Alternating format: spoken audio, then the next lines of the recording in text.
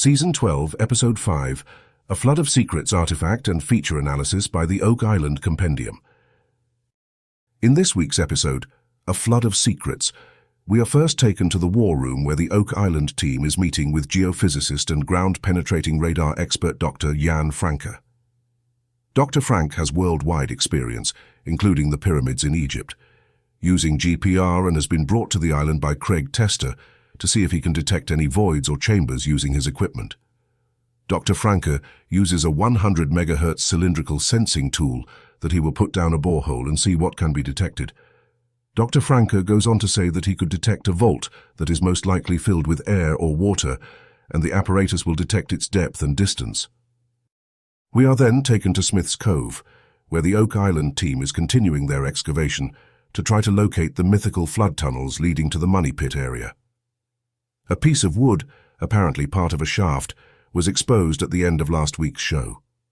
The team is investigating this area for a possible structure. More of the wood is exposed, and then a section of trench surrounding it started to collapse and cave in. After more searching, another piece of concrete was found. It resembles a board, and the edges and thickness are not uniform, suggesting it was made by an amateur.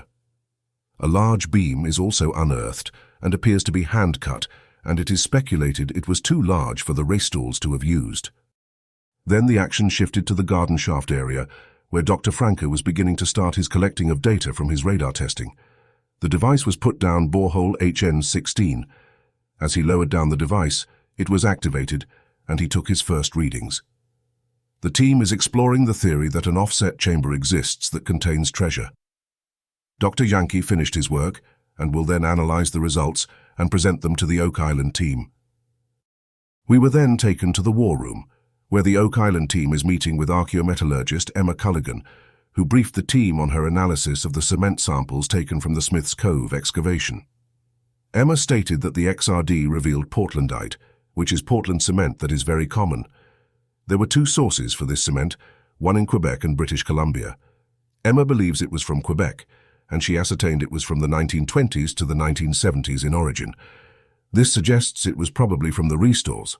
It was also mentioned that this confirmed that a flood tunnel system is real, but this writer is quite perplexed by such a conclusion. The action then took us back to Smith's Cove, where the excavation work continued. The team found what appears to be rock-filled holes and small boulders in this digging. They have reached about 30 feet in depth, and believe they are closing in on a vertical shaft and mythical flood tunnel system. More wood planking is uncovered, which suggests there was some structure at this location. The scene shifted to Lot 5, where the team is investigating the continuation of the stone foundation at the circular feature. Archaeologist Moya MacDonald unearthed what appeared to be a piece of a bottle rim, which she believed was a wine bottle. After more work, a piece of metal strapping was found. The strapping seems to have been bent at a 90-degree angle. Moya suggested it was from a barrel or a box. Jack Begley quickly pointed out that because it was bent, it must be from a chest or box.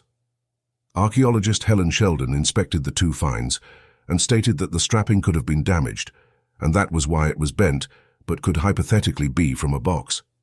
It seems more likely it was a piece of barrel strapping. She also mentioned that the wine bottle piece was from a bottle of French wine. She stated they had found other French bottle pieces in the area. This keeps the theory of Emiliano Sacchetti in play of the structure being a church. And the team has unearthed a stash of communal wine hidden by the Knights Templar. The action then took us back to Smith's Cove, where the Oak Island team noticed some interesting features. They noticed that there was water at the bottom of the excavation with rock cobbles. They noticed there were boulders lined up, which seemed to suggest something unusual at this location. The team believes this was part of the vertical shaft. Below the 30-feet level, they found more boards and fist-size rocks. The team believes this is a man-made feature that was intentionally placed there. It was mentioned that it seems to line up with a line that could indicate a hypothetical flood tunnel running to the money pit area. The episode concluded at the war room, where the Oak Island team assembled to talk to Dr. Franke regarding his test results. He stated that his testing revealed what appears to be a void at the 127 feet level from the surface. It appears to be a void, open cavern or structure. The team speculates it could be the source of precious metal readings. Dr. Franke mentioned it is a discrete target about 3 to 4 feet from the borehole and could be full of water. Jack Begley asked if it could be a flood tunnel, but Dr. Franke said no, it appeared to be fresh water. He was asked if it could be an offset chamber, and he said he didn't know and could only say what he saw. The team plans to investigate the spot after conferring with Dr. Spooner. Analysis. Oak Island is made up of what is called karst topography. Karst topography is a type of landscape where the dissolving of the bedrock has created sinkholes, sinking streams, caves, springs, and other characteristic features. Karst is associated with soluble rock types such as limestone and gypsum. This is the type of rock found on the eastern part of the island where the money pit is located.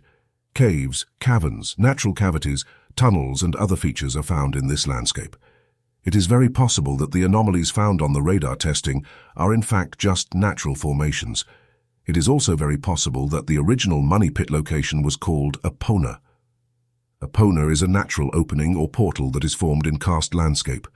Ponas come in forms of large pits and caves, large fissures and caverns, networks of smaller cracks, and sedimentary alluvial drains.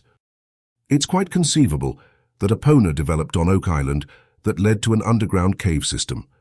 It's also quite possible that this was discovered and then used to hide and smuggle various goods throughout the course of history. It is also quite possible that this pona and underground cave system was manipulated and made to look like Enoch's vault with Masonic symbology. It's quite possible that this whole thing was hidden in plain sight, and a calling card was left by the same people who used the feature, then buried and concealed it.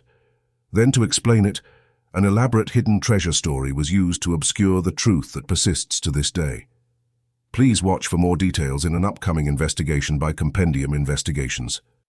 Please follow our weekly episode analyses during the season, along with our Throwback Thursday articles from the original Compendium Blockhouse blog and special investigations and features involving Oak Island. Feel free to reach out to us for questions, comments, information, and any theories to our email, theoakislandcompendium@gmail.com. Please visit www.theoakislandcompendium.com for this article and our other content related to the Oak Island mystery. Good day from the Compendium. Daniel and Charlotte,